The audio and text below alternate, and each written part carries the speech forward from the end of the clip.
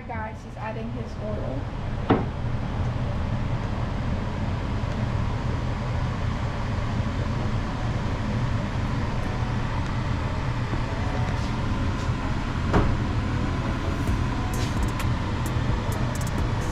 Once the oil heats up, he'll put in his garlic and onions.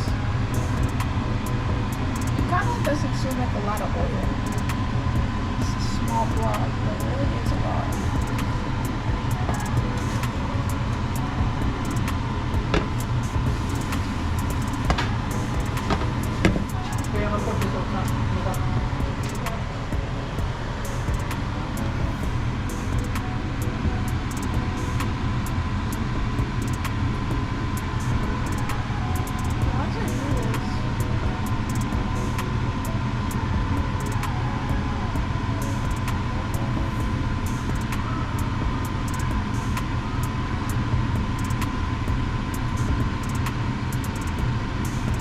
Anyways, we'll get back to you when he adds his garlic and onions.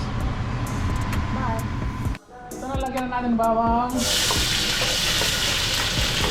At pukayin natin para magbango. Pag brown, ilagay natin ang sibuyas. Pukayin muna natin. Ito lang ang style pag para mabango. Ito naman sibuyas, ilagay mo.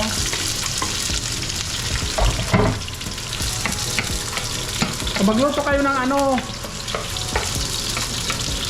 chicken at saka yung beef, ganun din ang ganun ninyo procedure. Bawang first, katapos sibuyas, katapos ipahintayin mo mag brown, katapos pag brown yun ilagay mo na yung karne.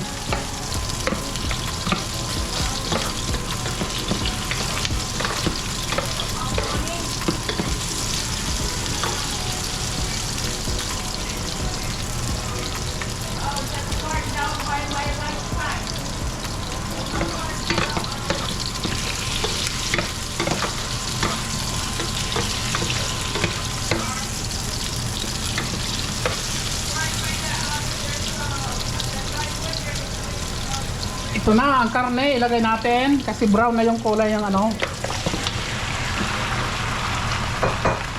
Tapos haluin natin.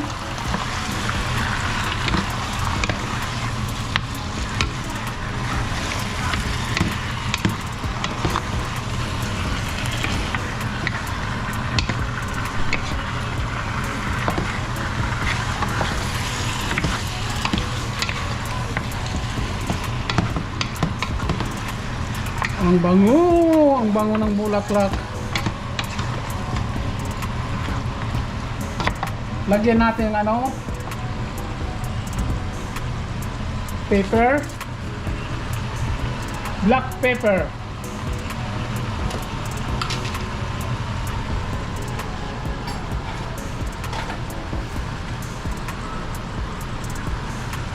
Mga 1 teaspoon is fine. Hindi masyado malaki nga spoon, yan lang maliit lang.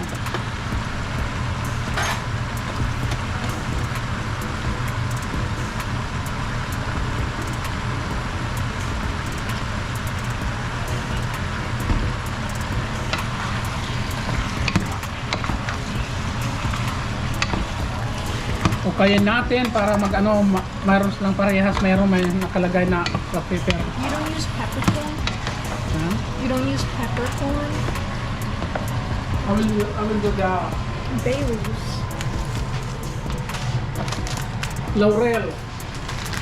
Lagyan natin ng laurel para mabango. Bay leaves.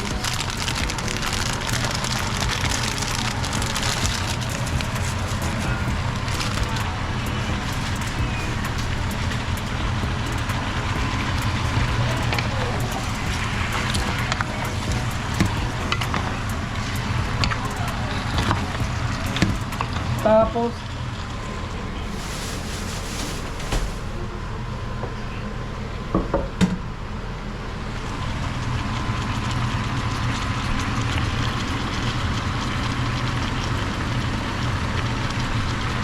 lagyan natin ng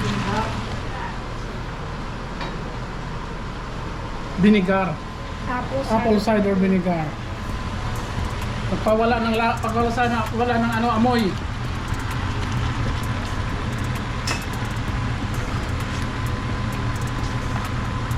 Tapos kaya naman natin.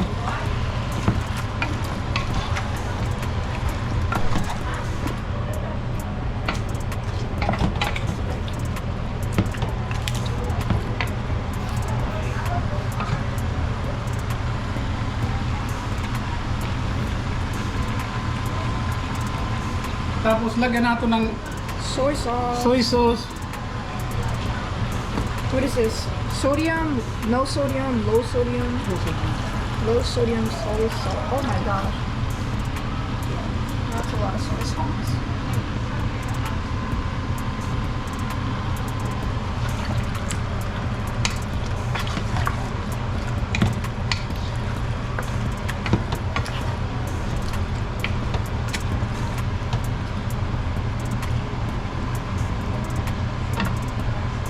Lagyan natin Brown the sugar. brown sugar.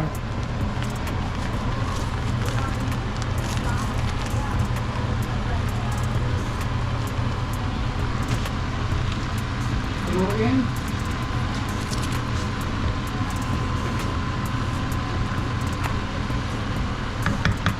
Chicken adobo.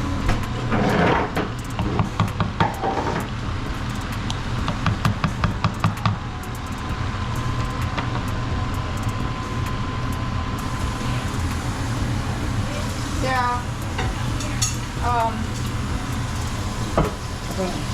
Alright guys, we'll come back to you when there's something more to add.